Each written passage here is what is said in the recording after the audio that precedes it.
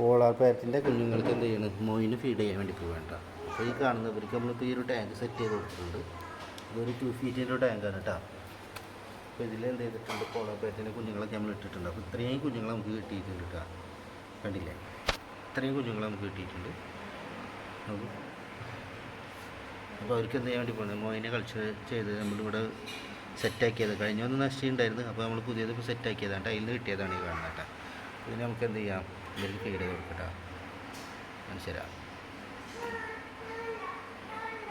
കണ്ടില്ലേ,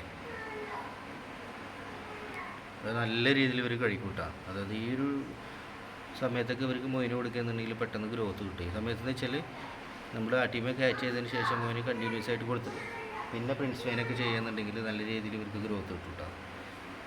അപ്പോൾ ഈ പ്രാവശ്യം നമ്മളേക്കിൽ ഇറങ്ങിയിട്ടുള്ള കുഞ്ഞുങ്ങളാണ് കേട്ടോ. അപ്പോൾ ഇവരെ നമ്മൾ എന്ത് ചെയ്തിട്ടില്ല, ആർക്കും കൊടുത്തിട്ടൊന്നുമില്ല. എല്ലാവരും നമ്മളൊരു ടാങ്ക് സെറ്റാക്കിയിട്ട് ഇതിൽ തന്നെ അവർ നമ്മളെ ഇട്ടിക്കുകയാണ് കേട്ടോ. കണ്ടില്ലേ,